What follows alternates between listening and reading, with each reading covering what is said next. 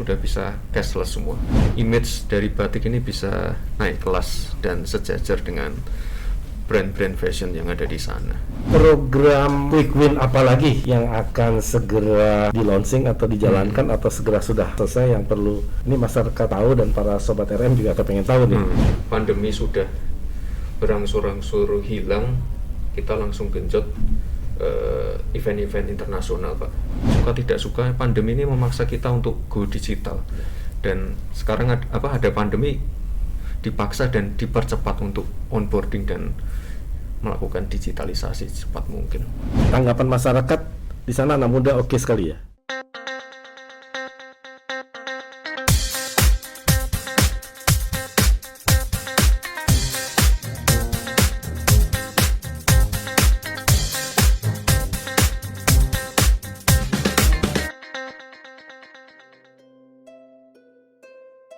Sobat Rakyat Merdeka, bersama saya di sini Wali Kota Solo, Mas Gibran Rakabuming Raka. Selamat sore. Apa kabar? Baik. Mas Gibran. Kami ingin ngobrol-ngobrol di sini soal perkembangan terakhir Kota Solo setelah Mas Gibran menjabat wali kota sekitar 1 tahun 3 bulan. Sudah banyak yang dikerjakan Mas Gibran, tapi kita ingin tahu lebih detail dari Mas Gibran sendiri, terutama perkembangan industri kreatif, digitalisasi UMKM, dan juga pembangunan tempat-tempat ibadah, Islamic Center, pusat-pusat kerajinan, dan juga pusat art dan industri UMKM berbasis seni. Silahkan Mas Gibran, mungkin bisa dijelaskan kepada Sobat Rakyat Merdeka apa saja prioritas. Katanya ada 10 prioritas yang tentu para Sobat RM yang ketahui. Solo, kutoku berseri, sloganmu Solo, kutoku uri-uri, budayamu Solo, kutoku berseri, sloganmu Solo, kutoku uri-uri, budayamu. Kula nuwun, kula badhe matur kabeh kasunyatan boten katon ngawur. Niki kutha kula ingkang berbudaya, lembah mana sayur rukun inggih kutha Solo. Tansah ayem panas katon adem, wit-witan ageng agawe tentrem, alus pituture luhur bebudene, suposita tata krama iku wis wajibe. Sepur duduk jolo terus najan kuno isih kuno, mlaku saka Purwosari dalan Solo ditelusuri. Kutoro mumpung kutha Solo gagah gede dhuwur mandek kon wisata, transportasine sak bendinone nyaman lan amane padhetan Solo. Solo, kutoku berseri, sloganmu Solo, kutoku uri-uri, budayamu Solo, kutoku berseri, sloganmu Solo, kutoku uri-uri, budayamu. Solo, kota budaya, menjadi destinasi favorit untuk berwisata. Banyak tempat-tempat yang bisa dikunjungi, keliling lereng dan keraton sambil makan serabi, makanan khas Solo daripada melongo. Solo, kota yang berbeda, ketika kau datang pasti langsung jatuh cinta karena budaya dan keramahan masyarakatnya. Jalan-jalan ke kota Surakarta, belanja batik pakaian khas kota tercinta. Berbagai warna dan motif terlihat indah, meskipun sederhana namun terlihat mewah. Banyak tempat menarik untuk berekreasi, main ke balai kambang bikin keluarga happy. Masih banyak tempat yang bisa Anda datangi, ada teman dan keluarga mau main ke Solo lagi. Solo, kutoku berseri, sloganmu Solo, kutoku uri-uri, budayamu Solo, kutoku berseri, sloganmu Solo, kutoku uri-uri, budayamu.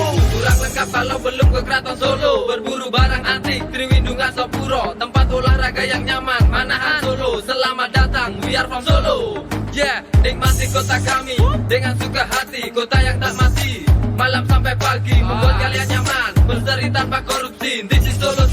Welcome to the home. Banyak jalan-jalan berubah pandangan, ku yakin ini tambah kemajuan. Pemerintahan berkembang, kota Solo.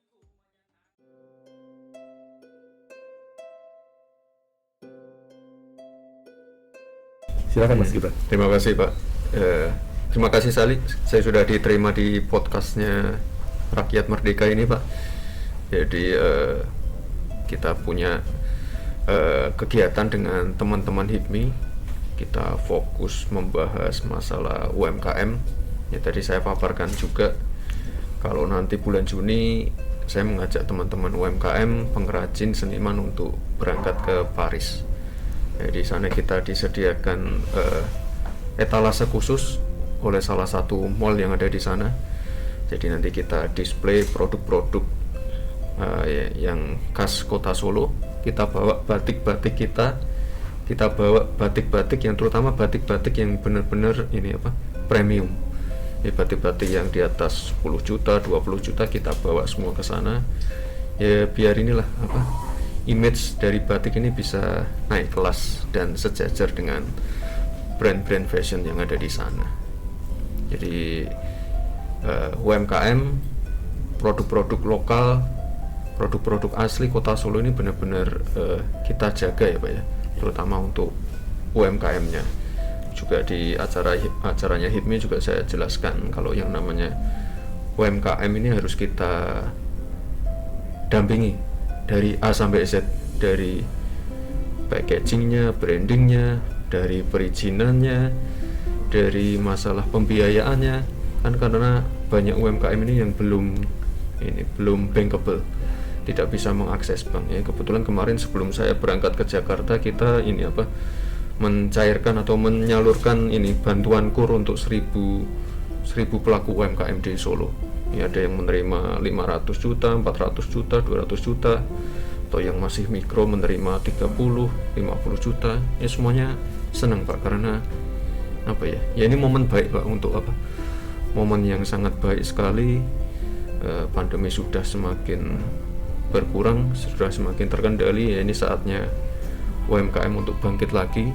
Makanya nanti 2 minggu lagi kita ajak teman-teman UMKM yang sudah terkurasi untuk berangkat pameran di Paris. Itu salah satunya Pak, yang dalam waktu dekat ya. Jadi artinya UMKM-nya nanti dari segala strata, yang mulai dari yang bawah naik kelas sedikit, naik lagi sampai yang produksinya terutama batik bisa yang seharga 10 juta ke atas, 20 juta ke atas. Tapi yang 1 juta, 2 juta, 3 juta juga pasti akan diajak juga. Tetap ada. Jadi yang batik tulis, batik cap semuanya ada Pak. Tentu kita ingin masuk ke pasar mode di Paris yang berkelas juga. Jadi bukan hanya masyarakat menengah, masyarakat tingkat atasnya atau pencinta mode di sana diharapkan bisa menerima produk-produk kita dengan baik ya. Iya, betul. Kalau program digitalisasi dalam arti memperluas akses pasar, di samping tadi Mas Gibran mengatakan juga banyak UMKM yang belum bankable kan terus mendapat bantuan langsung. Nah, digitalisasinya ini Mas Gibran menggandeng siapa saja? Kalau itu pasti kita gandeng dari semua pihak ya Pak ya. Kan tugas kita sekarang kan selama pandemi ya, tugas kita kan memaksimalkan agar UMKM ini semuanya bisa onboarding Pak. Entah itu di Shopee, Tokopedia, Bukalapak, Blibli, segala macamnya kita bantu mereka untuk onboarding.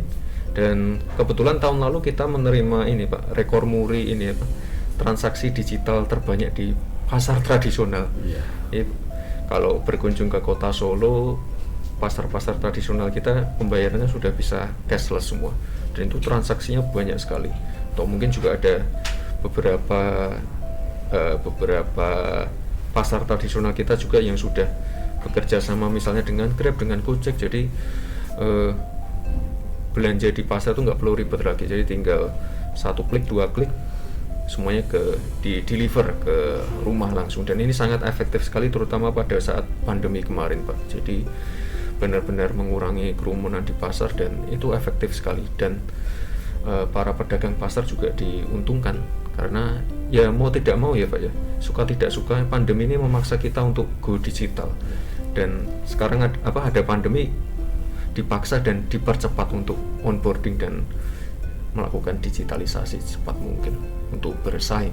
Iya. Jadi dengan adanya marketplace ini, kemudian UMKM-nya kita bawa ke Paris, di sana sudah disiapkan etalase, masyarakat di sana bisa melihat langsung produk kita, tentu mereka bisa bertransaksi secara online, secara modern melalui fasilitas digital yang telah disiapkannya.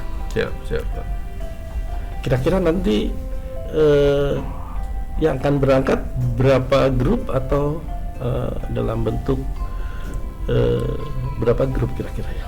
Ya kalau yang berangkat banyak Pak, soalnya UMKM-nya banyak berangkat, dan yang banyak juga ini Pak karena selain kita pameran Pak, kita juga ada performing art juga Pak di sana Pak. Gamelan, tarian kita bawa semua ke sana Pak. Kita bukan cuma untuk mempromosikan UMKM tapi juga budaya ya. khas Solo. Jadi kita benar-benar all out Pak nanti Pak. Jadi kita perkenalkan budaya Solo ke Paris dan Eropa pada umumnya. Betul. Dan ini momennya sangat tepat Pak, karena Perancis ini kan baru aja selesai pemilu Pak.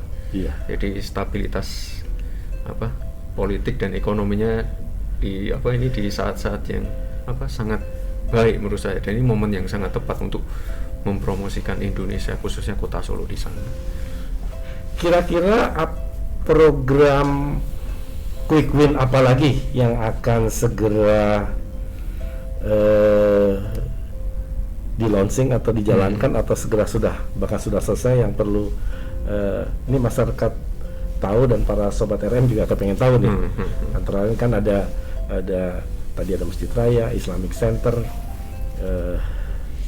pusat seni, nanti pasar yang menampung UMKM, tentu dengan fasilitas digitalnya. Kira-kira apa lagi? 10 program besar apa kira-kira? Yang jelas kita simpel aja sih Pak, kita genjot ini pembangunan infrastruktur dan memperbanyak event-event internasional Pak. Jadi kalau pembangunan fisik ya sebenarnya sudah ada yang sudah kita selesaikan di tahun lalu. Mungkin di tahun ini kita lebih fokus ke perbaikan ini Pak, revitalisasi tempat-tempat atau destinasi wisata kita Pak.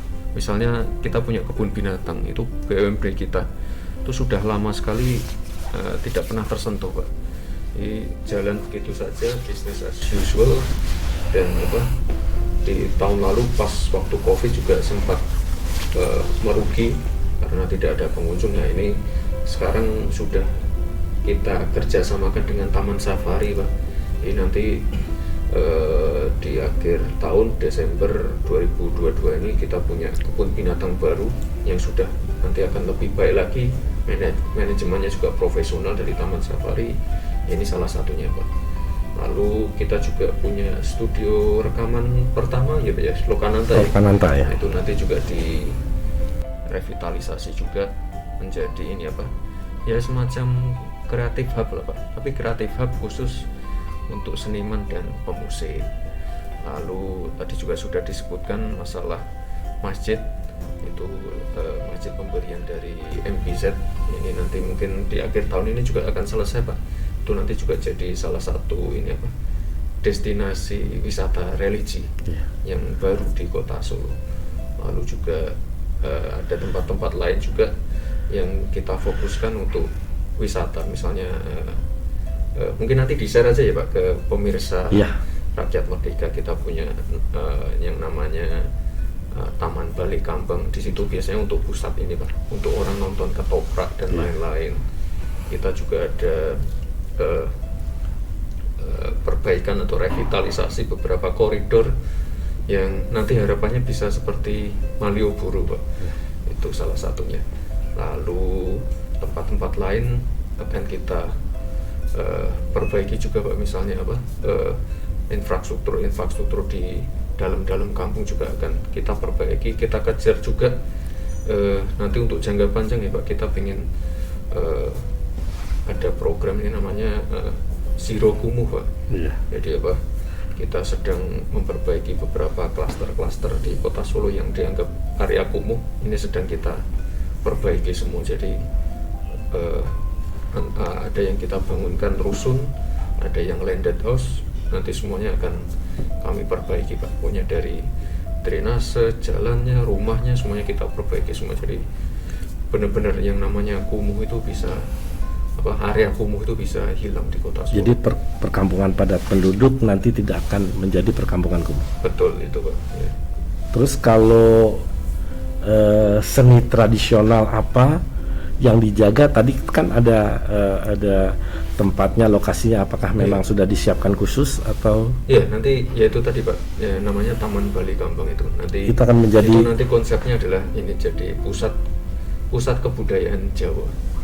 Jadi nanti di situ ada semuanya, bisa di situ Pak. Jadi ketoprak, keroncong, segala macamnya bisa, orang-orang bisa perform di situ. kalau pusat ekonomi rakyat lainnya yang dikembangkan apa ya? Waktu kemarin mungkin kita juga baru aja meresmikan namanya Pasar Legi Pak. Itu termasuk pasar induk, pasar terbesar juga di Kota Solo.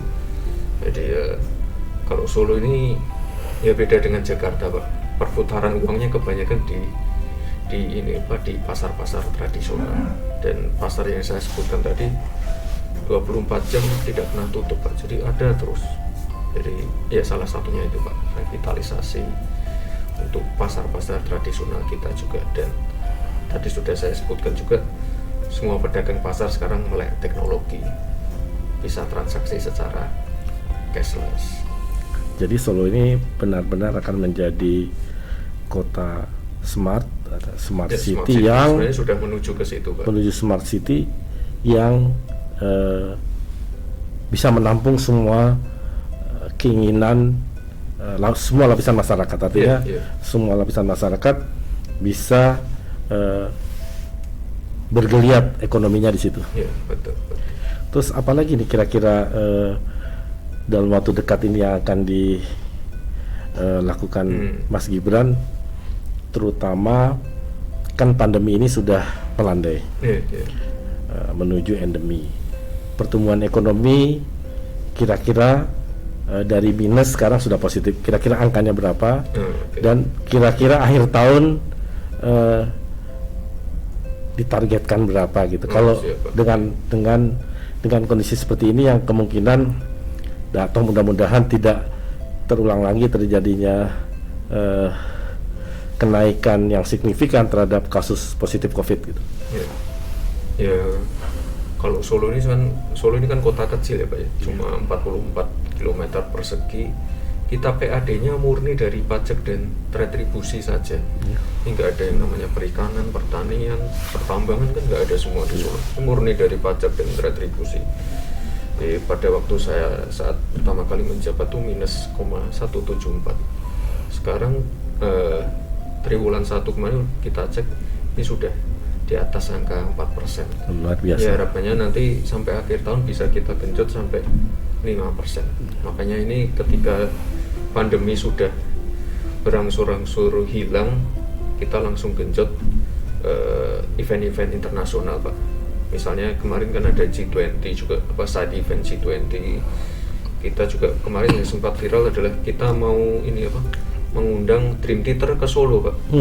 Bulan Agustus Dream Theater, lalu bulan Juli kita punya event internasional lagi ini Pak, ASEAN Para Games Pak. ASEAN Para Games di Kota Solo. Jadi Kota Solo ini sudah 2 kali menjadi tuan rumah Pak. Jadi, pertama dulu di 2011, ini kita dipercaya lagi untuk jadi tuan rumah di bulan Juli nanti, akhir Juli kita jadi tuan rumah ASEAN Para Games. Lalu ya itu tadi Pak, kita perbanyak terus event-event nasional, event-event internasional. Nanti juga di akhir tahun kita juga ada event Muktamar Muhammadiyah Pak. Kalau Muktamar Muhammadiyah itu yang datang pasti sampai di atas 2 juta itu Pak. Jadi ya ini kita senang banget Pak, karena sekali lagi Solo ini bukan kota besar, PAD-nya murni dari retribusi dan pajak.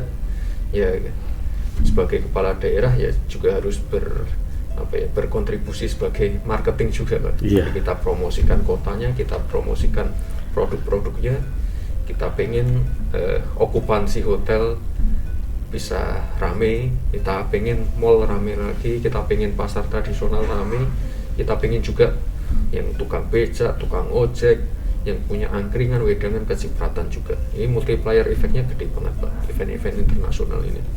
Terus khusus mendorong anak muda untuk berkiprah di bidang ekonomi dan UMKM, artinya mereka kita dorong untuk aktif di industri kreatif ini, ada pola khusus atau enggak ya? Oh iya. Ini Pak, kalau di Solo itu ada yang namanya Teknopark. Ini juga sedang dalam tahap revitalisasi, penambahan gedung baru juga. September selesai. Jadi kalau Teknopark ini sejauh ini 1 tahun terakhir ini kita fokus ke beberapa bidang yang sebenarnya sangat-sangat spesifik sekali, tapi dicari banyak orang. Misalnya di Teknopark kita tuh kita punya underwater welding. Ini banyak dicari orang dan kebutuhannya, demandnya untuk itu selalu kurang-kurang dan gajinya gede banget. Kita juga punya, ini kerjasama dengan Amazon, kita punya pelatihan cyber security, kita punya banyak sekali pelatihan UMKM yang didukung oleh Shopee, Bukalapak dan lain-lain. Kita punya Creative Hub khusus untuk UMKM untuk mengakselerasi mereka Pak. Jadi dari A sampai Z didampingi Pak. Itu lalu kita juga punya pelatihan ya kebanyakan dari SKK Migas dan Petrotekno Pak. Jadi untuk pelatihan oil and gas dan lain-lain, meskipun kita tidak punya tambang ya, tapi melatih labornya di kita. Ya kemarin juga Pak Menteri Investasi juga sudah berstatement, beliau kan bawa oleh-oleh yang banyak banget dari US Pak. Investasinya banyak banget. Kemarin juga beliau sempat menyinggung masalah Tesla. Ya, ini nanti kita pengen juga Solo Teknopark ini bisa mensuplai skill labor Pak untuk Tesla itu nanti, dan kami siap karena kami memang sudah bertahun-tahun terbiasa menyiapkan orang-orang untuk bekerja di tempat-tempat yang ini Pak, yang seperti saya sebutkan tadi. Jadi di samping marketplace, di logistik dan pengantaran, nanti mungkin ada pelatihan khusus yang mengundang orang Lazada, orang Shopee, semua Tokopedia ada, nanti akan dilakukan terus ya. Iya. Tanggapan masyarakat di sana anak muda oke sekali ya? Oh iya Pak, ya kalau sekarang Pak Menteri Pendidikan kan punya konsep ini Pak, kampus merdeka Pak. Jadi di situ kan di dekat Teknopark itu kan ada kampus UNS dan kampus ISI. Jadi mereka selesai kuliah atau ketika ada jam kosong mereka bisa belajar apapun itu di Teknopark, dan kebanyakan di situ gratis semua.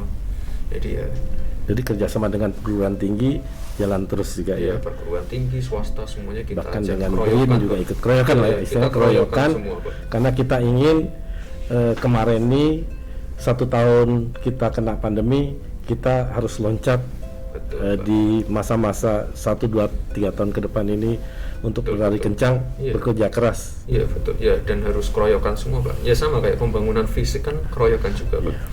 Ada yang dari CSR, ada yang dari kerjasama swasta, ada yang dibantu kementerian, dari Pemprov, macam-macam Pak. Kerjasama juga mungkin dengan BUMN ada juga mendukung ya. Lokananta kan BUMN juga ini Pak. Benar.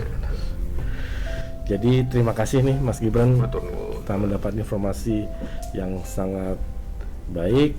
Tentu harapannya apa yang dilakukan Mas Gibran di Solo juga bisa menjadi pelajaran bagi kami, tentu juga bagi daerah lain dalam upaya mengejar berbagai ketertinggalan terutama di bidang digitalisasi, sehingga kita bisa loncat cepat maju setelah pandemi ini melandai dan memasuki era endemi. Jadi mudah-mudahan sekali lagi kami mengucapkan terima kasih, dan kami akan mensupport kegiatan Mas Gibran terutama dalam meningkatkan kualitas industri kreatif di Kota Solo. Para sobat RM, demikian ngobrol-ngobrol kita dengan Mas Gibran Rakabuming Raka, Wali Kota Solo. Semoga apa yang kita bahas dan diskusikan di sini bermanfaat untuk kita semua. Wassalamualaikum warahmatullahi wabarakatuh. Salam sehat.